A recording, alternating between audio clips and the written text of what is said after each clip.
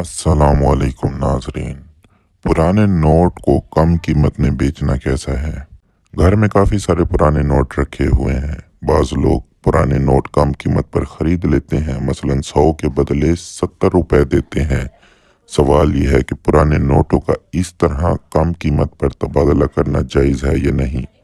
मतलब कि जो नोट करेंसी उस वक्त राइज हो लेकिन वो पुरानी हो चुकी हो, वो काबिल इस्तेमाल ना हो या इस्तेमाल में हो लेकिन बहुत बोसीदा हो, तो उस करेंसी के बदले ज़्यादा या कम पैसे लेना जायज़ है या नहीं।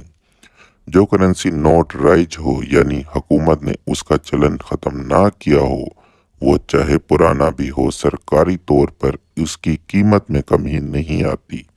चुनांचे अगर इसका बैंक से तबादला किया जाए तो पूरी कीमत मिलती है।